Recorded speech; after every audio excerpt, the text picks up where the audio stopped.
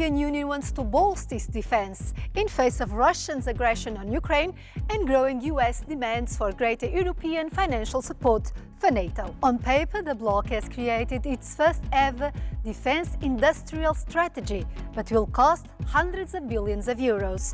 Challenges for European rearmament are in focus this week on EU Decoded. The Commission proposed a European defense industry program in March 2024. It provides for 1.5 billion euros to be allocated to defense from the EU budget between 2025 and 2027. The money should boost defense technology and industry, but is scanty when compared with the 500 billion euros of investment in the sector, which experts claim is needed in the coming decade. Since Russia's war of aggression against Ukraine, the EU has supplied much weaponry and logistical support. But the conflict highlighted difficulties in increasing ammunition and weapons production. We asked Europeans how they feel about spending to be ready for war. I understand that sometimes you need a certain level of power and preparedness to show yourself strong for other diplomatic reasons, but still I think the world can function in much better ways rather than investing money in that. I feel like it has to be well thought, and if the EU does decide to invest more money in war, I would like for this money to be used in an ethical and moral way. Yeah, I think it have to stop to give money to Ukraine also. I think it's better to defend our countries now for the future, and I think it's better than to do that, yeah. I would prefer not to spend money on it, but we are in a situation in Europe where we need to do it. Both our own protection, but we also need to protect Ukraine. If we don't protect Ukraine, we don't protect Europe. Jacques Schicler covers this policy area for Euronews.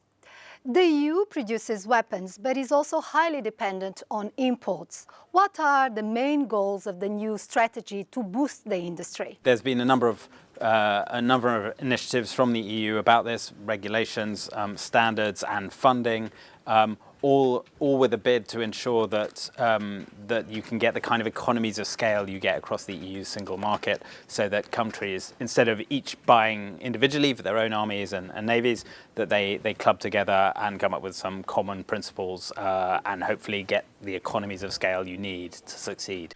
The budget for this boost must be quite important. What are the financing options under discussion, and can the European Investment Bank also play a role?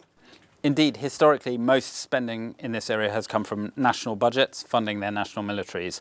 But there's certainly a lot of people around here who say maybe you could make it more efficient if you club together in some way at the EU level. You could have common borrowing of EU member states using Eurobonds, like was done in the response to the pandemic, or indeed you could have loans made via the European Investment Bank, which is backed by EU finance ministries. All of these face a number of problems. Firstly, there's not that much money available. All governments are pretty cash-strapped at the moment.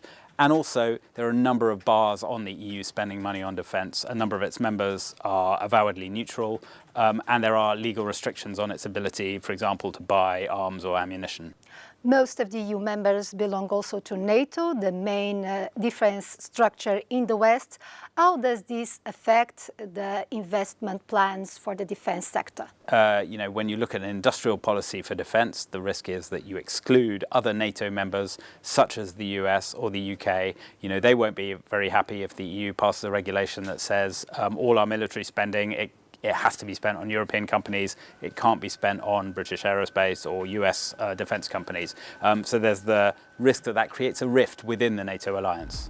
More money will be also needed if the contribution target to NATO by each country increases from current 2% to around 3.5% of GDP, as advocated by the new Secretary General of the alliance. This could mean that the EU would need to raise as a whole around 200 billion euros per year. Currently, only Poland, Estonia, Latvia and Greece spend 3% or more.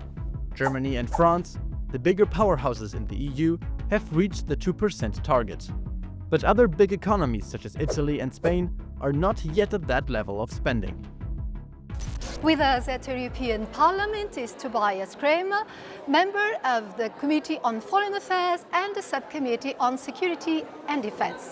Welcome to Euronews. How feasible it is for the European Union to come together in the idea of increasing defense spending when some member states do not even respect the 2% target? We have to understand that geopolitics is changing from a unipolar world order where we could rely on the United States providing security for everybody to a multipolar order where we need to also assume more responsibility to work together with the US, but that we need to strengthen especially the European pillar of NATO. A lot of countries already have achieved the 2%, but realistically we also need to spend more. But what is important to me is to say spending more, but also more efficiently. NATO Secretary General just mentioned recently that instead of the 2%, we might need to go as high as 3.5%.